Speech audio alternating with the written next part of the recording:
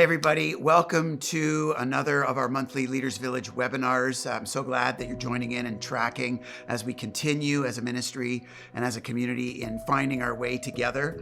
Felt like as we launched into a brand new year of these kind of conversations that first things first, before we focus on developing our leadership as local church and ministry leaders, I felt like the best gift that we could give each other and the people that we lead is to spend some time nurturing our followership. And so I've conscripted a good friend named Mindy Caliguire, who runs a ministry out in the west coast of the US called Soul Care, to kind of walk us through how to do that and why this is so important for those of us entrusted with kingdom leadership. And so from originally Boulder, Colorado, but now you're at a conference or a meeting in California. Is that right, Mindy? Yeah, I know. Look at all these beautiful trees and this bright sun, but I'm like a Buffalo girl, Colorado girl, but it is chilly here today. I don't know why, but the bright sun is beautiful. And I'm in Carmel, right by the ocean is right down there. So it's quite beautiful.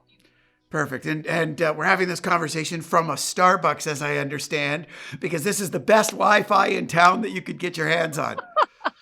So we're doing meetings at a church, Wellspring Church, I think it's called. And so it's great. We've got these 2 days of meetings. And when I asked my friends, I said, hey, I'm happy to come to that gathering, but I have this commitment I need to step out for. And they're like, oh yeah, it's totally fine, totally fine. We get here and the Wi-Fi is not going to support a conversation like this. So anyway, here I am at Starbucks and loving it. So happy to be with you, Jeff. You know, our friendship has been a long-standing gift in my life, and happy to support the community that you're shepherding and holding space for right now, and the importance of soul care in our day, in my view, just has never been more important. So happy to be with you.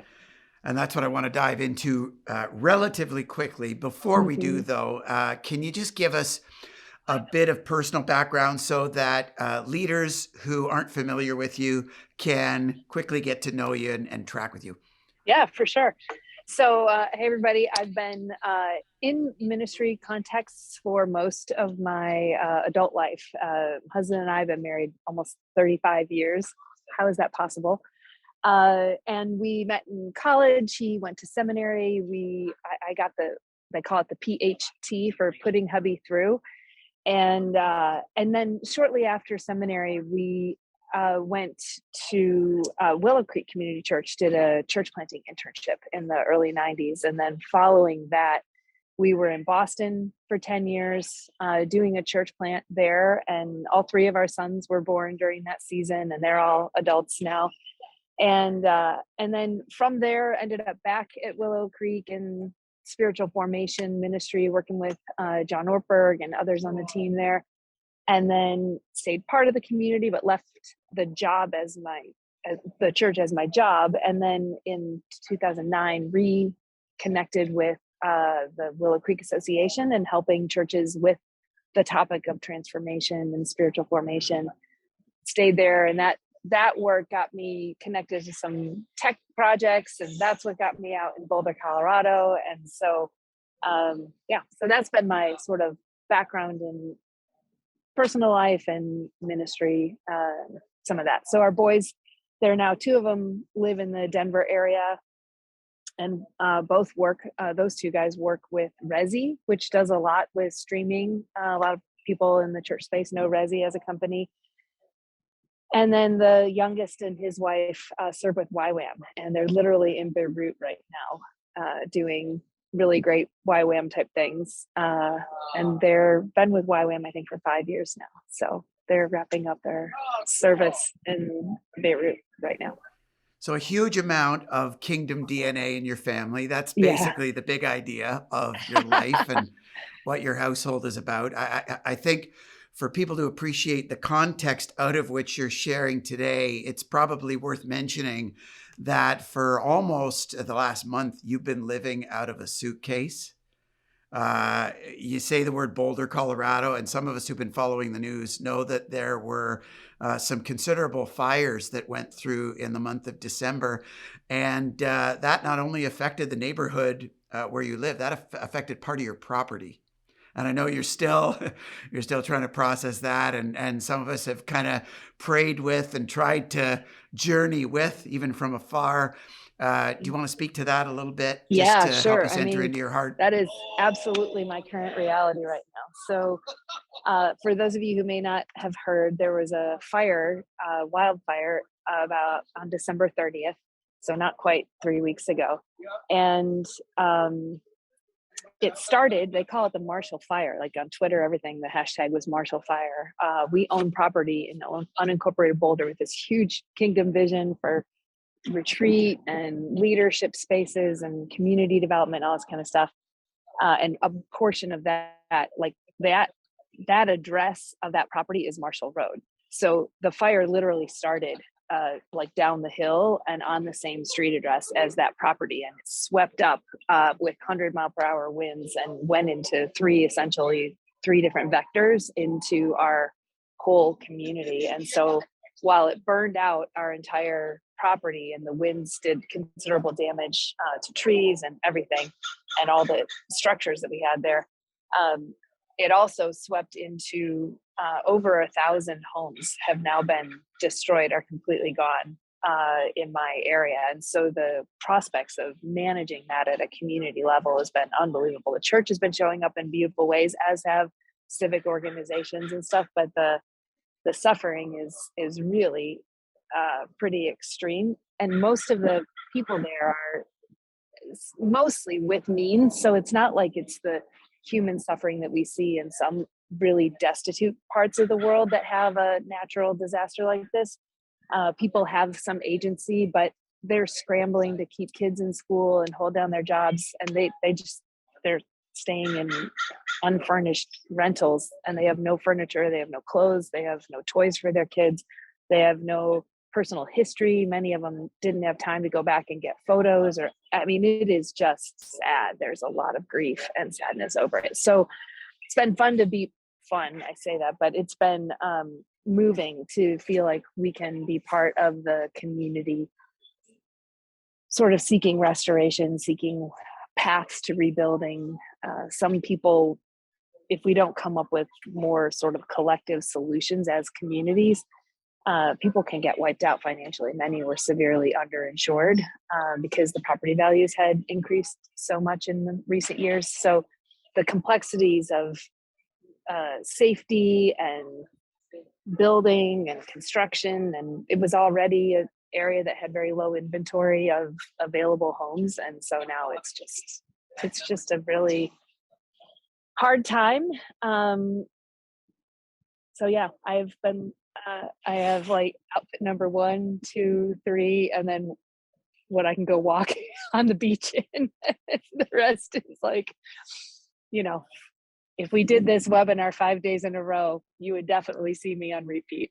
But I will have gone to a laundromat in the meantime. God is sufficient. It's not the miracle. I mean, there are many, many stories of things that were preserved in the midst of such devastation. And one of them is that with 35,000 people were evacuated in a matter of hours. And there are only 2 that I'm aware of tragic circumstances where a life was lost in that.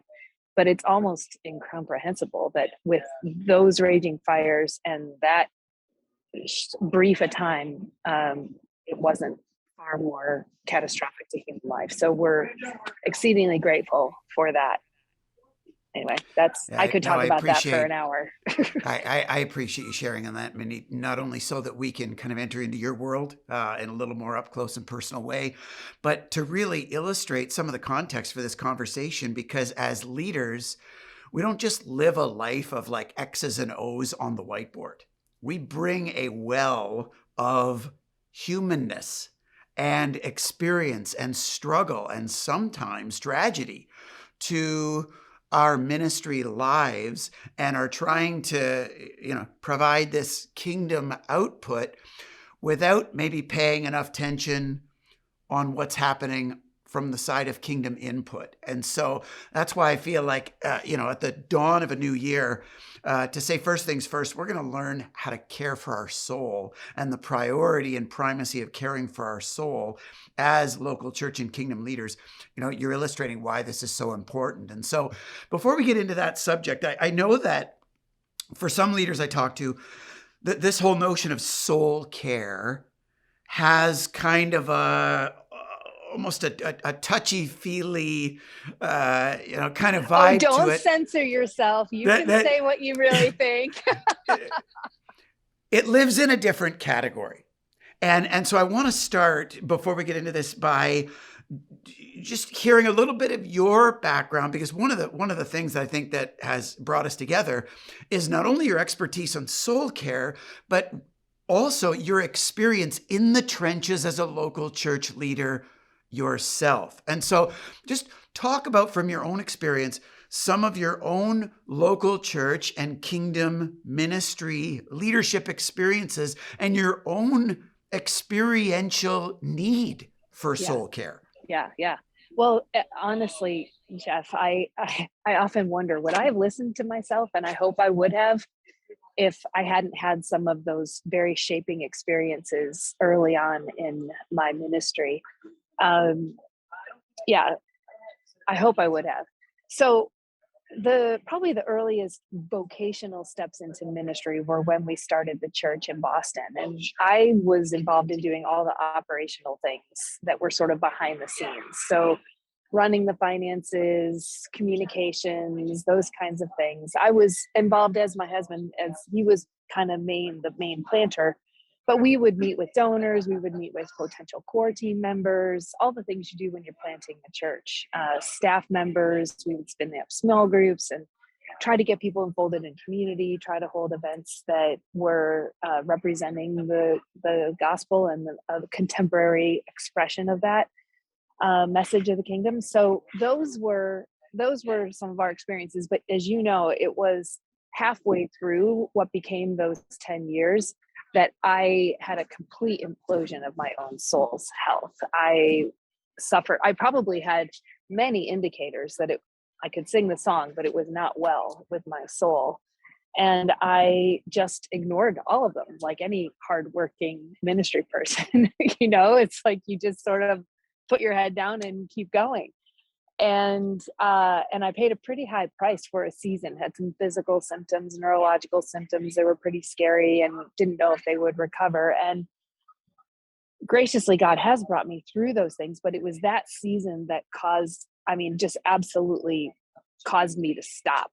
You think of the word arrest. It arrested me in a pretty fundamental way and allowed me, forced me in a way to reconsider my way of working, my way of thinking about leadership, my way of understanding what it was that God was really inviting us into. And so those are a lot of big questions that I'm sure we'll unpack a little bit here, but I didn't see it coming, was kind of blindsided by it, and was forced into a season of not being able to do anything. And coming out of that, I have acquired, I think, what I think of as a pretty deep refusal to go back to this very driven way of leading.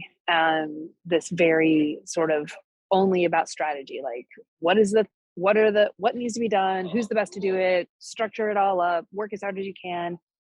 But in many ways, my work, I'm not saying this is true of everybody, but a lot of environments I've been in, we end up falling into what you could call like functional atheism.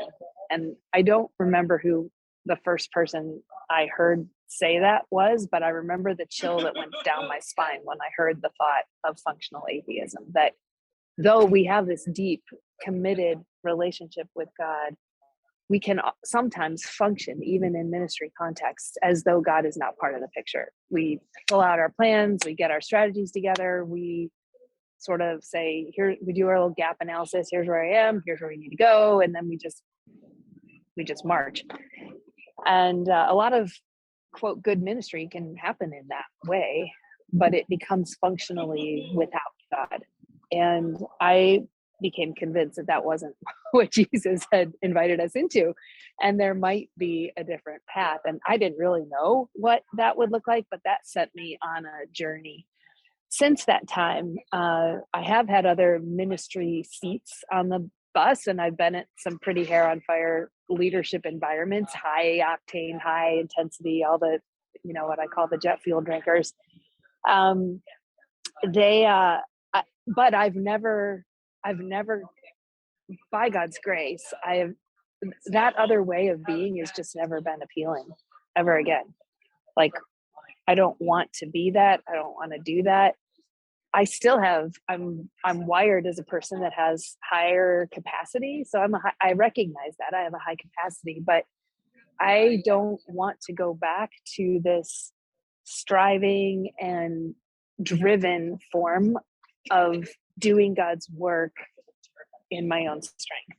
And I find now that I err to the side of, I'm just going to relate to God as deeply as I know how, and he can do through me whatever he wants. And I just have almost insisted in a pretty rebellious way at times that it has to come out of life. My ministry, my service has to come out of life, has to come out of authenticity, not like authenticity of what's true or not true, but like it has to authentically emerge out of who I am and not be something forced or put on. Does that make sense? Absolutely. And this is, for people taking in this webinar, this is why I thought that Mindy would be the perfect person to kind of launch us into this new year in a first things first kind of way. Because as a soul care ministry leader and as a soul care, in that sense, expert, Mindy doesn't come from the background of like life as a nun or, someone out of touch with the regular world and the regular demands of life and of ministry. This is a high capacity, high octane person who continues to live that way. But what I've appreciated about you, Mindy, is you've wanted to build this bridge. I know the language that really drew me in was you wanted to build this bridge from the jet fuel drinkers to the Candlelighters. Yes. Talk yes, about that image. yes, That was just my yes. favorite, and really, I hope preventatively, really drew me in to the value and the vision of soul care. So talk about that a Yeah, little bit. most of us, if I can put myself in the jet fuel drinking category for a moment, most of us don't have an imagination for the value. It's changing now. I do believe it's changing, but especially say 20 years ago, 25 years ago, we did not have the collective imagination for the more contemplative way. We didn't see the value of slowing. We didn't see the value of resting in God. We did not see it was like better, faster, harder. It was all about the hustle, all about the striving, all about the extra hours, extra effort, those kinds of things. And I mean, there's a part of me that just loves that's what I lean in toward, and give me more jet fuel and help me do that better. And I think a lot of our leadership conferences for years were about how to do that thing better. And I just don't think that's actually true. I don't think that's the way. And so I, through a very odd set of circumstances, became introduced to the people that I start calling the Candlelighters, right? The people who, if there's a really big problem to solve, their approach is go sit in silence for an hour, which is about as counterintuitive to almost every fiber of my being as you can imagine. And yet I've learned the wisdom of the Candlelighters. I've learned the ways of slowing, of stillness, of silence, of dependence on God and even on others, and on just a whole different way of holding my own life, my life with God, my life in community, my sense of calling. So yeah, I do feel like I was a total hair on fire jet fuel drinker, had a hard crash, and found support and wisdom from the candle lighting traditions. And I've loved trying to be a bridge builder ever since, because I think both of these are important. I don't think it's like nobody should work at a church anymore and nobody should go put in an 18-hour day once in a while when there's a crisis. Right? Like I don't think those are bad or wrong. The point is not which is right. The point, I think, is integration. How are we integrating the unforced rhythms of grace into the very real demands of the world? Some of the demands are real. Some of them are demands we invent or other people put on us. Learning to discern the difference is kind of a big part of it. And so, diving into this conversation then, where really that's what we're going to do today is build that bridge as we see a recycling bin coming behind you. Don't mind that, everybody. But, we're going to build that bridge between the Candlelighters and the jet fuel drinkers. So I guess first things first, let's start at the beginning and make a case, even biblically, outside of just experientially, people have burnout and crash. Like, make a case for what we're talking about when we're talking about soul care and what the scriptures and the way of Jesus would teach on this. Yeah, and I love doing that, Jeff. By the way, this is the one thing when I teach on this stuff, it is my hope that from the scriptures, from the conceptual models, we can start to have a new imagination that doesn't require somebody to crash and rebuild. I don't think that's necessary. I think everything is there.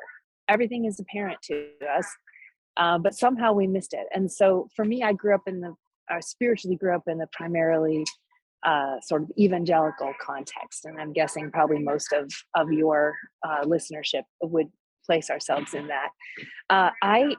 I find that one of the biggest points of departure that I don't think was ever intentional, but it had unintended consequences, was the way we started to speak of the human soul in a faith context was only about its sort of eternal destiny or position with God, right? The only time we talked about souls was if they were lost or found, saved or unsaved, had a very binary sort of quality to it.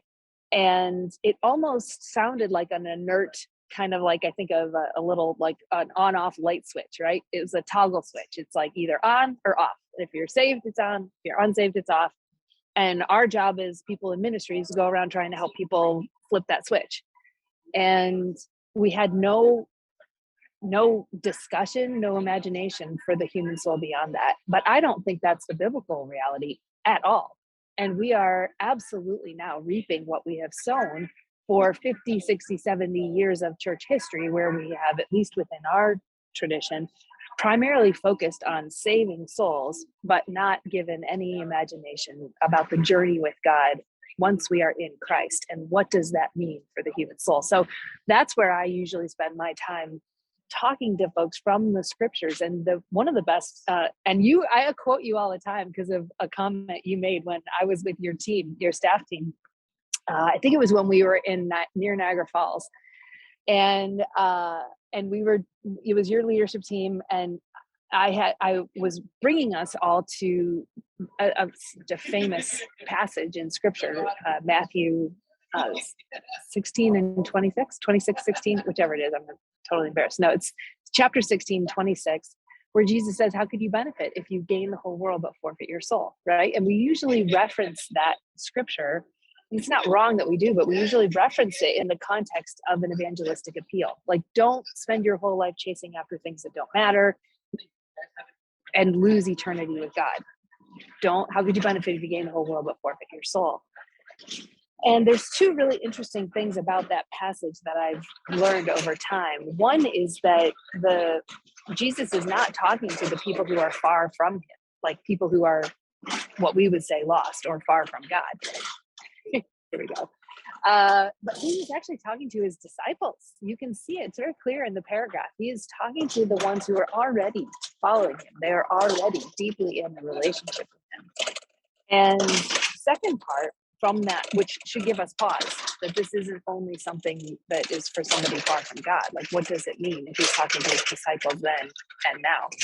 But the second thing is that the Greek word suke, used in verse 26, translated soul, is the exact same word translated life in verse 25. So Jesus says in verse 25, again, talking to his disciples, if you would gain your life, you must lose it. But if you would lose your life for my sake, you must find it. How could you benefit if you gained the whole world but forfeited your life, soul, or what could you give in exchange for it? And the main idea here, and what's so important for us, vital for us to grasp, is that the biblical concept of soul is not some inert toggle switch. It is your life. It is all the things that make you you. And so soul care, soul life, life care is foundational to our followership. It's foundational to who we are as people, as spouses, as friends, as leaders. And what does it mean to live your life very much in the care of God? So I will get to that in a minute. But to go back to what you said, do you remember what you said to me Not at at that? all. Yeah. Nope. You I have no legacy. I have no responsibility here. yeah. No, I quote you all the time. Because you latched onto that verse and you said, yeah, it's kind of like, what if Jesus is saying, how could you benefit if you planted a big church but forfeited your soul? Or what could you give in exchange for your soul? How could you benefit if you built, a whole ministry in service to the poor, but forfeited your soul? And what could you give in exchange for your soul? And you were one of the first leaders that, as I was talking about these themes, just immediately grasped the implications for those of us in leadership. That how could we call it a good thing if we achieved a big God thing, but forfeited our life, our well-being? And our life, our well-being is fundamentally sustained in God. And so that's the last thing I would say relative to what is soul care. I think of soul care as the intentionality that I bring, that any of us brings around, like, in a way, creating space for God in my life, creating space for God to be my source. God is my source. God is always around me, but we get so distracted. We get so defended even against God in ways that we don't even realize. And even with a head full of good theology and muscles full of really devoted, hardworking willingness, we revert to dysfunctional atheism. We forget about God, and then we forget that we forgot, and we are doing God things in our own strength, in gasping for air. Sometimes we're exhausted, we're tired, we're angry, we don't know why anymore. There's an increasing gap between who we are out front and who we are to the people who know us best. Like, all those things start to happen when we don't arrange our lives around the well-being of our soul, which only God is the one who cares for our soul. God is the one who breathes God's life into us. But we have to arrange our lives for it. Right. So before we get into that, that's going to be our next move. I just want to respond to your quote or credit or whatever. I would say reciprocally, I think what the impact of that retreat did for me and for us is really caused us to stare at what it meant to usher in the realities of the kingdom of God on earth as it is in heaven. Because often as kingdom leaders will say, hey, that's our job to do in our church, or that's our job or our calling to do as a church in our extended community. But I think the impact that you had on us, and certainly on me, was to say, first things first. The inside out way of Jesus starts in here. And the primary way that I need to focus on ushering in the realities of the kingdom of God on earth as it is in heaven is the earth right inside of here. And in the context of my home and in the context of my family and the relationship with my spouse and my kids and my neighbors and my friends and my teammates, so that, to the disconnect that you're talking about, I'm not just doing the work of Christ in the strength or manner of me, but actually from an inside out way, doing the work of Christ, hopefully more and more in the way of Christ, because that's the whole point of the kingdom of heaven coming on earth, And even starting here. hearing you say it, there's so many times I've worked with leaders, or I feel it in my own self, less so now, but I remember wrestling with this. There's a piece of us that goes, but will it work? Does it really can I really trust that the way of Jesus is the way to accomplish mission? I mean, is it not true that we feel it that crassly? Is it true? And I remember hearing, you probably heard him as well, Gary Haugen with International Justice Mission, IJM, talk about how he became convinced, because he took his old organization through how do we root and ground ourselves in God and let our work flow from that place. He made very big changes and has consistently led that way for years. But he was like, how do we fight against injustice and all the terrible things that are going on in the world with love and joy and peace and patience and kindness? And can we actually trust that the way of Jesus is the way to achieve the things that we believe we're called to and we feel are so important in our day? And I remember one person I met one time at one of our, kind of workshop type things on soul care. And he said, Mindy, it's interesting to me how many of us in ministry do things that Jesus never did and don't do things that Jesus did do. And it doesn't take much to look at that, the gospel record. You can say, well, yeah, Jesus had a different calling than we did. I mean, you can say it in a lot of different ways. But it does appear that he had a way of life that was deeply connected to the Father, deeply connected to his own sense of receiving direction, strength. We don't know for sure, but he arranged his life around those times of withdrawal and engagement, withdrawal and engagement, withdrawal and engagement. And if we're following him, we need to learn those same rhythms and not see it as but how can I be sure everything's going to work out? Yeah, I You would must say have at this felt that point, at times. well, I probably felt that multiple times today. Yeah, So right? I would say, for leaders listening, especially for leadership teams that are taking this in, like to just press pause and spend an hour on that one question. Do I trust enough that the work of Christ is best done in the way of Christ? If you can get there, you probably have honored God, blessed your church, and saved your family, let alone yourself, in countless ways. So when we really catch that vision, Jeff, I think the rest sort of takes care of itself. The means of grace, some people talk about that. The hows of like, how do you structure your time? What do you do to withdraw? What do you do to engage? Those are helpful to understand and learn. And I was greatly helped by people who introduced different practices and ways of being with God to me. But Dallas Willard talked about this vision, intention, means, VIM, right? And I've talked to, again, senior leaders at large organizations who when we talk about VIM, vision, intention, means, they're like, oh yeah, my difficulty is intention. Like, I just can't, I'm not disciplined enough, right? I don't have, and I disagree. And I told him I disagreed. I don't think you're a hardworking guy. Like none of those in senior leadership have a hard time being disciplined. That's just not real. That's not true. I think we don't really hold the vision, and this is what you're just saying, that that God's work in our day can actually be best achieved in the way of Jesus. I don't know that we actually have wrapped our heads around that. And it is hard. And you're right. It's 4 times this morning. What am I putting my confidence in? Is my confidence in my planning, my budget, my team, my ideas? Or am I learning? And I remember first learning this stuff, I felt like when I felt like I was on the edge of a dock. Anybody ever been on the edge of a dock and you got one foot on the dock and one foot in a canoe?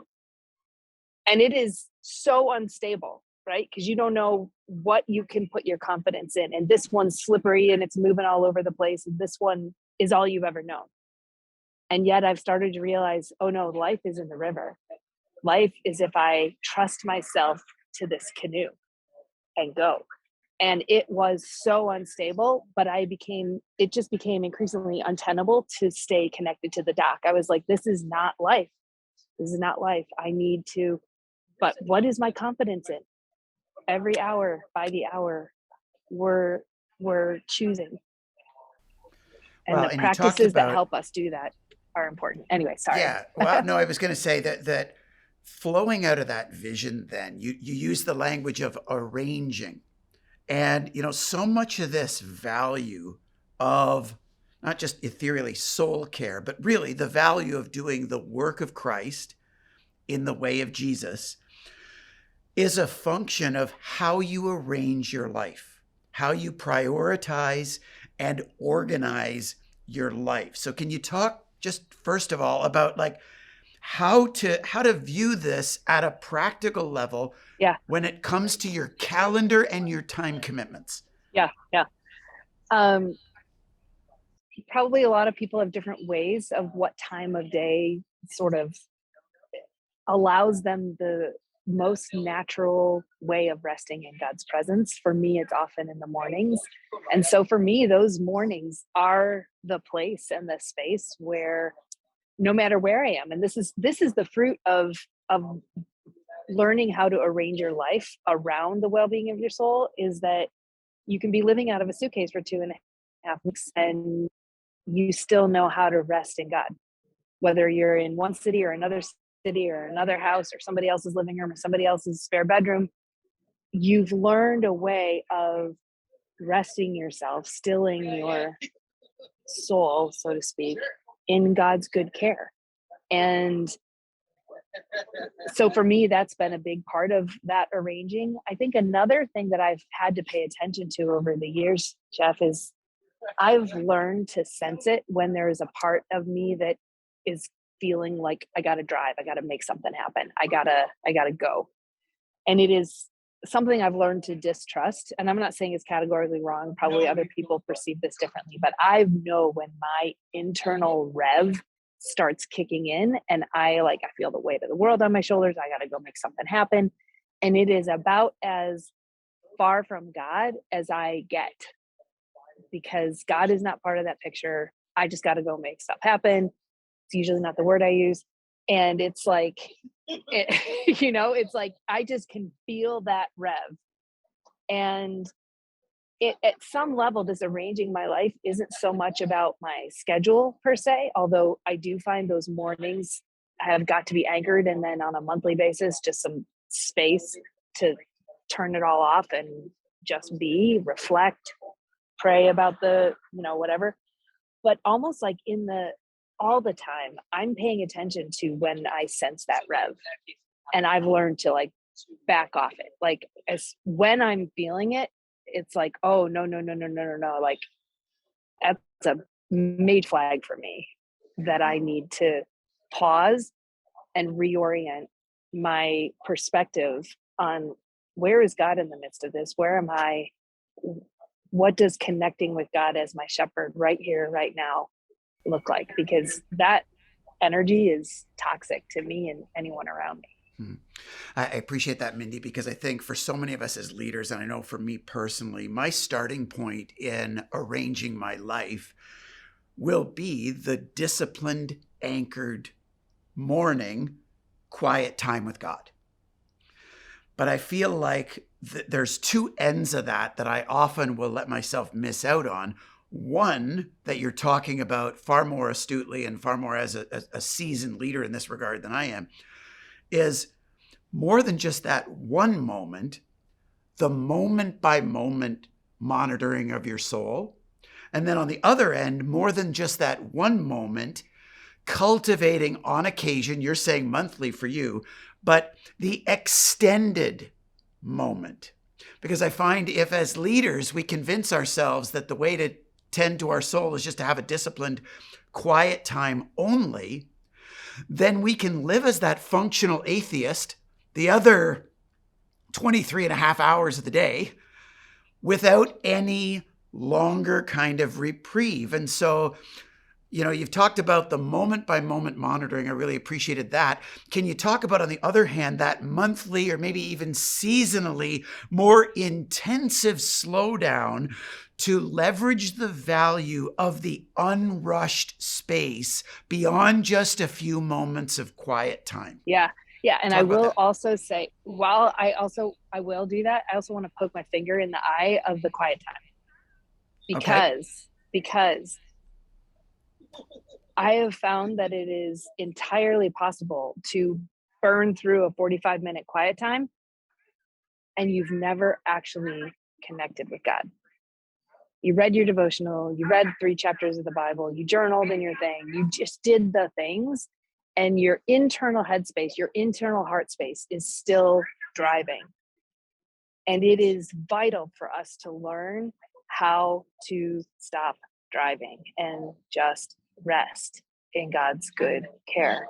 And if you want to call that a quiet time, I'm fine calling it that. But I want to make sure everybody understands that you can have a quiet time for every day for 30 years and never find a way of resting your soul in God's good care. And that's what the Candlelighters have to offer us, is learning how to do that. So anyway, call it a quiet time, whatever, but it's that on the daily for me. I need that space. The second thing about the more regular times, I finally actually started putting it in my schedule to offer it to our community, like the soul care. We have the soul care collective now. And I was like, I need this. And so I'm going to offer it to other people to make sure that I'm doing it on a regular basis. Because sometimes I would put it in my calendar and then things would happen. I'm sure nobody else knows that. For me, I've started doing it's the first Saturday of every month. And it's a 3-hour period of time. And I call it a semi-silent retreat. And it's semi-silent, meaning part of it is engagement with people, part of it is silence, guided solitude, sitting in silence, whatever. And Jeff, it has just been such a helpful routine. It has been like every month we go through the same structure of 15 minutes of opening silence, just resting your soul in God. Well, once we say hi and here's the instructions for the day, but then when we're off on our own, we do these 15 minutes of silence or longer if they want. And then a same set of like 6 questions about the month prior. Go back. Where did you sense this? Where did you observe that? Prayerfully. What things do you want to pull from this past month? So really valuable to have an intentional time of reflecting on the past, which a lot of times we just keep going, right? We just keep going and going, and we don't really prayerfully reflect, ask God to show us what does he want us to pull from this last month. And then there's usually some sort of like theme or whatever that we're focusing in on. And but I the instructions at the beginning, because it's like 2 hours of solitude that begin and end with the 30 minutes of engagement. And it's never important. It's not an assignment. It's an invitation. People don't like when we circle back at the end, like half of them haven't even gotten to the content portion of it, which is fine. Because if God stops you in the silence or in some prayerful reflection or appreciation or imagination of the months to come, that's where we stay. Because it's not about accomplishing a thing. It's about resting in God on this monthly cadence, pausing to reflect back, and then saying, God, what do you want to talk about? It's just lovely. I need it. It's been great. If a jet fuel drinking leader is taking in this webinar and wondering from the experience of a fellow jet fuel drinking leader who has experimented with some of the ways of the force of the Candlelighters, is there one or two practices? Like, I'm not looking for the quick, efficient silver bullet, but at a practical level, is there one or two practices that you would say to the busier, higher octane, new to this conversation type of leader that they could experiment with that you've seen bear disproportionate spiritual fruit? Two of them come to mind immediately, and there are lots of them that are valuable, but these two on a personal level have held me through seasons in ways that very few other things have, and thus they remain quite anchored into my life. The first is learning what I just call silent prayer. Different traditions call it different things, but the scriptural image for this is in Psalm 131 in verse 2, where the psalmist writes that I've stilled and quieted my soul like a weaned child on its parent's lap. Is my soul within me. That's one of the more rare and more maternal views almost of God, and our resting in God's care. And that image of stilling and quieting our soul. The other Psalms say, be still and know that I'm God. And it's like, is that just like a thing that in that moment I know that you're God and I'm done? This way of prayer was introduced to me when I was in that very earliest season of recovery, and I was willing to try anything. And this was the craziest thing I'd ever heard of. Like, you just sit in silence for 20 minutes twice a day. It's like, I don't even take a shower every day. I've got 3 small kids. I mean, it was like, felt impossible and completely illogical. Like, I don't understand the value of this. But I was so convinced that I was crazy that I was willing to do what my mentor said. So I tried. And learning to rest your soul. I can give you a definition for this practice, a little more than just my words here in a minute, but learning to let your soul rest in a wordless way in God's presence. Leaders, we depend on our words. We cast vision, we teach, we recruit, we lead, we use our words all the time. We counsel, we pray, we do all these things with words. And then sometimes we might in prayer be like listening to God's words, like, what are you saying to me, God? Whatever. But this form of prayer actually very intentionally says, I am going to enter into a wordless way of resting in God's presence. This is the definition. It was handed to me. A wordless way of resting in the presence of God with an attitude of openness, contrition, and longing. And I just love those 3 words and what they conjure up in my soul, my mind, my heart. Oh yeah, that's what I need. I want openness. I want contrition. And I want to enter into this presence with longing. And those, some authors refer to your internal mind state as like water. And it can be super turbulent, like lots of waves and activity and worries and concerns.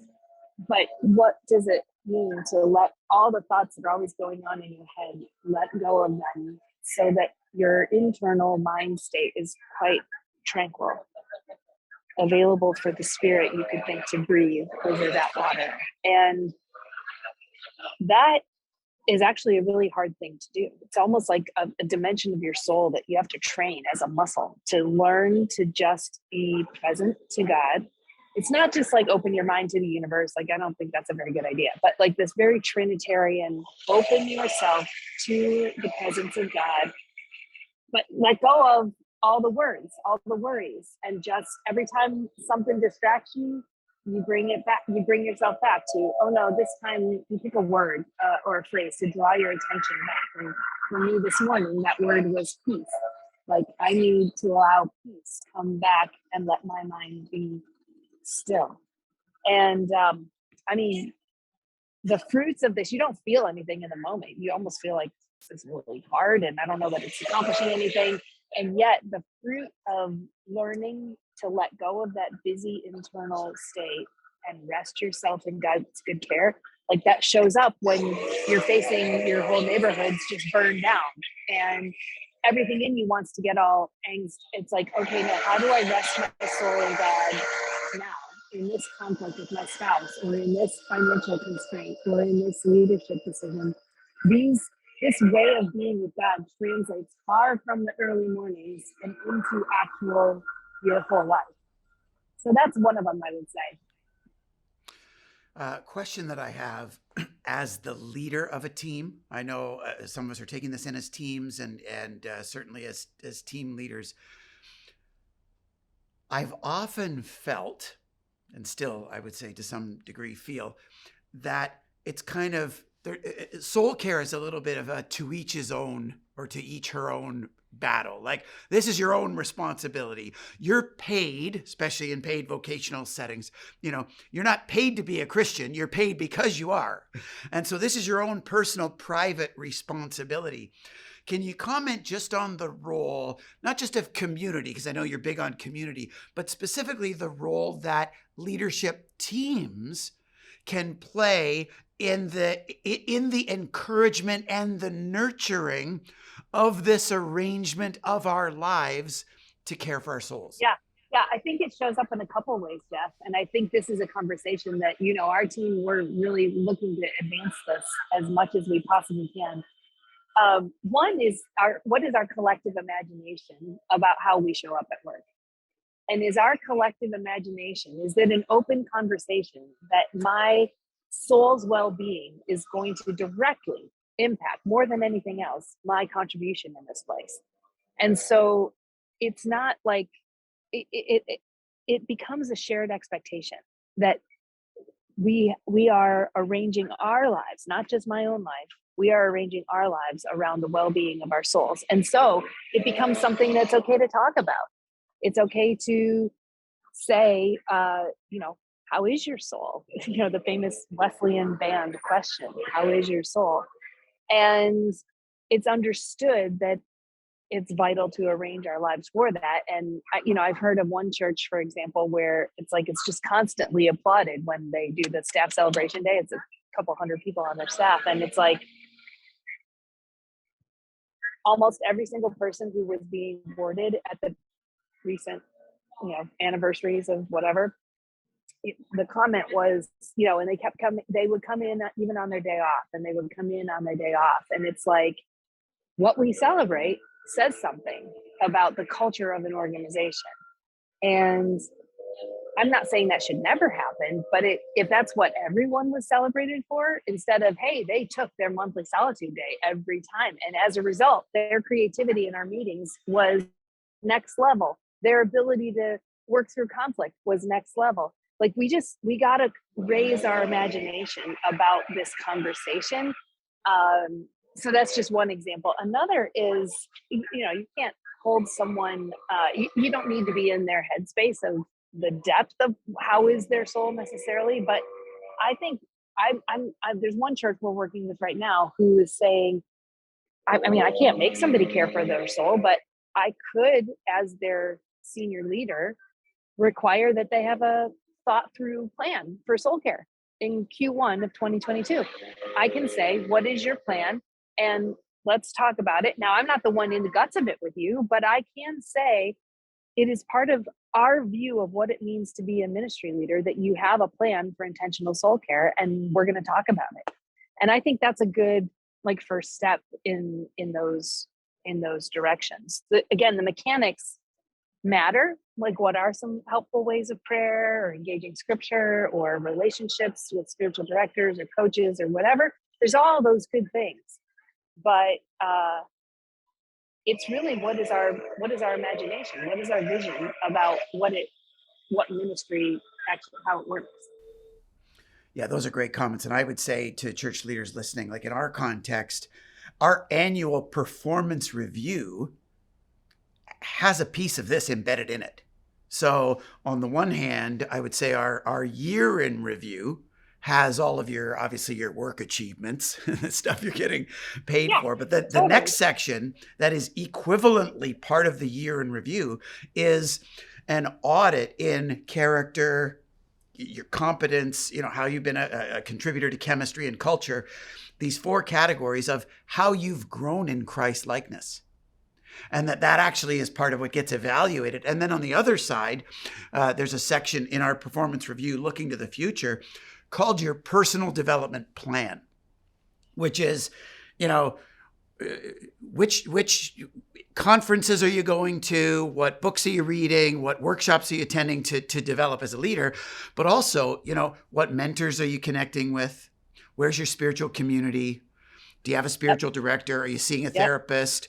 Yep. What personal days are you leveraging? And Right. and trying to build. I'm not saying we do this well, but I would It's a affirm, start. Mindy. Yeah. No, I would affirm that to your point, the structuring of it is huge, and the celebrating and honoring that you're structuring it is huge. And so I'd want to encourage leaders in that. Yeah. Before we run out of time, I know we want to kind of wrap this up in about an hour. I didn't want this whole conversation to pass without you, as a good friend of mine and a soul care guru in my life and in our community, to just walk us through an experience of this. We can Love it. talk about this, again, very cerebrally and theoretically, but it is another thing to arrange your day, to carve out moments and just enter into this. And so I wonder, in a little bit of a put you on the spot kind of a way, can you walk all of us through just some moments where we can take a breath and pay attention to the condition of our soul? Yeah, absolutely. And I'd love to. And also, this is a good thing to do on a webinar like we're doing right now, but this is the kind of thing that you can introduce in a staff meeting that increasingly people are taking time for in main Sunday service times. It's a good thing to learn in the midst of all the other things to pause and reorient around where is God in it. So I would love to bring a very familiar passage to everybody and just read it through in a way that can be a little have you be listening, not just to me reading these words, but the important thing to be developing is your ability to listen to what God might be speaking or highlighting for you in the midst of what you're hearing. And again, this is one of these things that as we take time to practice it in a focused way, like we'll do in a minute, that skill is something you bring into the rest of all your days, is that we're engaging in whatever we're doing, but we're carefully also attentive to what is God speaking in the midst of this conversation? What is God saying in the midst of this crisis? We're developing our capacity to attend on both levels, what's right in front of us and what is the Lord saying. So this passage, you all know it particularly well, I would guess, from the NIV or other standard translation as Jesus saying, come to me, all you who are weary and burdened, and I will give you rest. And I don't know sometimes who's more weary and burdened these days than pastors and leaders.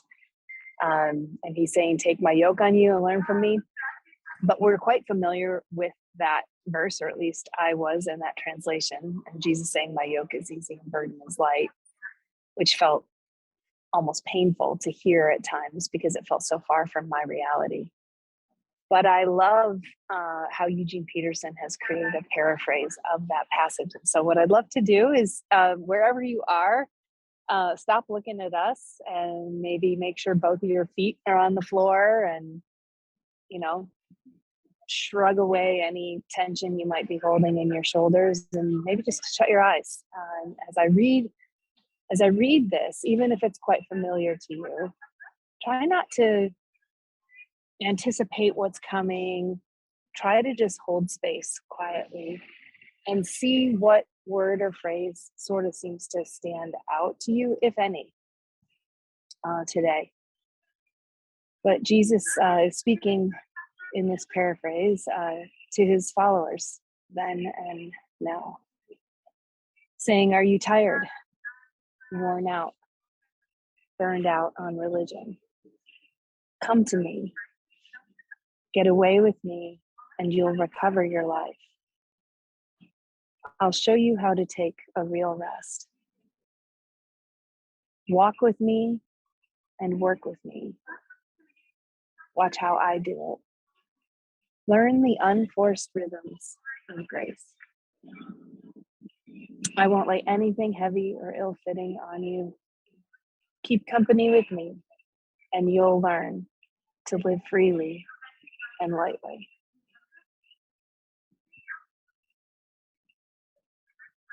And guys, I'm going to read it through a second time, but just right now, if you have a journal or something in front of you, if there was a particular word or phrase that stuck out, just note it. I don't know, Jeff, if you had anything that like really stood out to you. Just Any heard one you particular? when you whispered the words freely and lightly. I thought Mhm. those are probably two words that almost 2 years into the pandemic Mhm. haven't applied to Nope. to my state of being for a long time. Yep. So then hold with that. What we're going to do is I'm going to read through this a second time, and others, whatever your word or phrase was, as you listen, this time I want you to hold before God a prayer that says, hey God, to what area specifically of my life does that word or phrase seem to connect? And this is the hard part for us jet fuel drinkers, is you're all super analytical, you're super smart. You can jump to any number of conclusions without God's voice about what those words, how they connect to your life. The question here isn't your analysis. The question is to create space to hear from God. Is there a place in your life that God is saying, I want to highlight how, in Jeff's case, what was it? Freely and lightly at the very end. So, is there a space, God? You're logically you could able come up with things. That's not the point here. So, entering into some listening again, you may hear or sense something, you may not, but hold before God that question: where does this connect? Are you tired, worn out, burned out on religion? Come to me, get away with me, and you'll recover your life. I'll show you how to take a real rest. Walk with me and work with me. Watch how I do it. Learn the unforced rhythms of grace. I won't lay anything heavy or ill-fitting on you. Keep company with me, and you'll learn to live freely and lightly.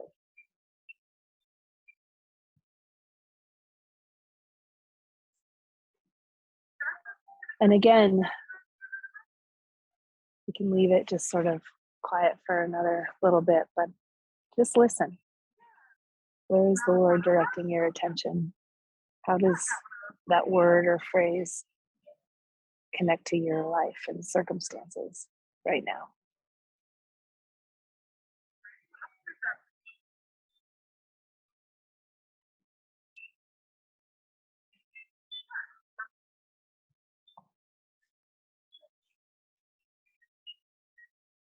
And if I could call us back, yeah, go ahead and write that down if you have a sense of that. And again, we don't put words in God's mouth. He may speak, he may not. And Jeff, I hesitate to put you on the spot on anything, could be more personal, so I won't have you share yours.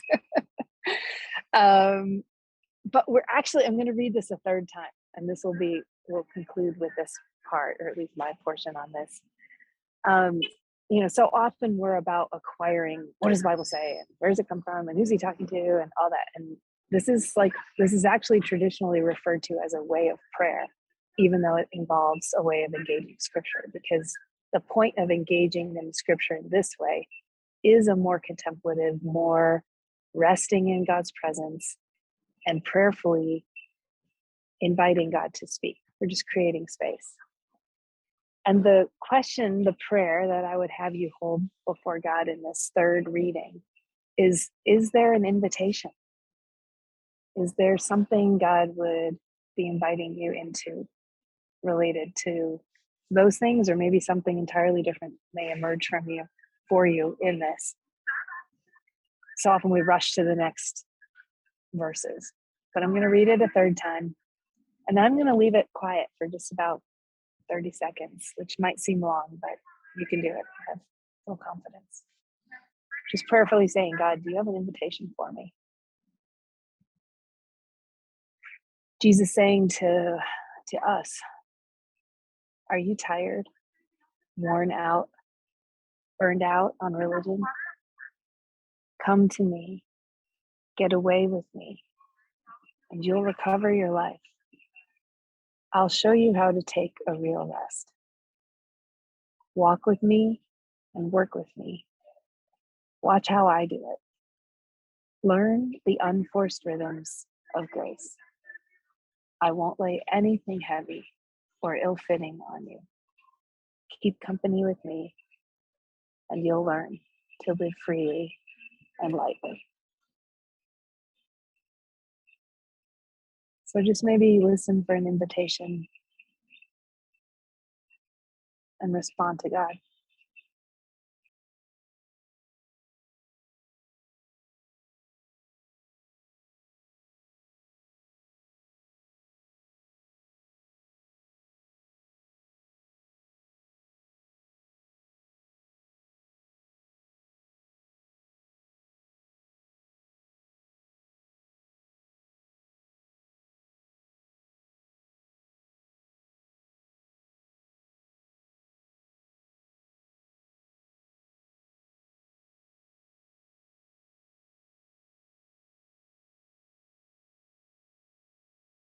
And you can call us back. You don't have to tell us what it was, but Jeff, how was that for you? Did you sense any things that you felt like, oh, I can hear?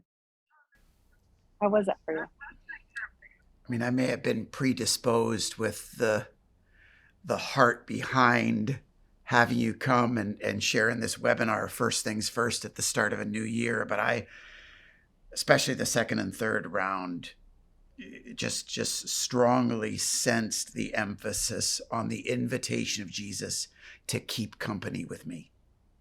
That when I get out of bed in the morning, what Jesus has rescued me from and saved me for and equipped and empowered me to do is not work for him, but to keep company with him. And that's massively encouraging, but it's way more convicting, I would say, than encouraging as a jet fuel drinker oriented person. And so I hope those of us who are listening, taking this in as teams, that we'd be inspired in similar ways. As we wrap up, Mindy, how can people track with you, follow you, social websites? Love it, love it, love it. Please do, guys. We want to see the state of health of leader souls dramatically change in the next 5 years. So soulcare.com is where myself and our team's work can be found. Please join our mailing list there. We are really increasing our communications out, devotionals, newsletters, things that are happening within our organization and other great organizations. Like, there's just a lot of really good things happening right now, and we'd love to keep in touch with you. So soulcare.com, go ahead and register. And then more specifically, we have a couple resources around journaling that you can find on the website. We also have a whole team of really highly qualified spiritual directors and leadership coaches who totally get the challenges of the jet fuel world and their own firsthand experience and what ministry contexts are like. And so if you need some more personal accompaniment through whatever you're going through, Jeff mentioned the spiritual director and the value of having a director. I think that is vital for us, especially in senior leadership where you just don't have the places where you can process the good, the bad, the ugly, and you need a safe third space. So even if elder teams or boards of directors can get involved in supporting that decision, I think I'd love to see more and more people take advantage of having access to a really qualified spiritual director or leadership coach whose foundational belief about your life is that it all starts from the well-being of your soul. So those are some things we can offer. Terrific. Mindy, thank you so much for being with us today. My 3 hours joy away and being on your third latte, making it work. You're probably ready for a trip to the restroom. It's all good. It's all good, Jeff. You know I will always make time for you. I am delighted and honored to be part of your story, your writing, your ministry. And it's such a journey and such a fun thing to be able to do it with friends. So thanks for the invitation. It's an honor to be part of your efforts here and support you in any way I can. Fantastic. Appreciate you so much. And to all of you who are taking this in, thanks again for tracking with us this month. Next month, we're going to be right here together in the studio with someone who lives a little closer to us here at Southridge. We're going to have Alison Alley, the president of Compassion Canada, and we're going to talk about what it takes to implement a really functional strategy for global compassion. So you don't want to miss that. In the meantime, you can follow us on social at Leaders Village on any social media channels or leadersvillage.ca as we continue finding our way together. Thanks, everyone. Have a great month.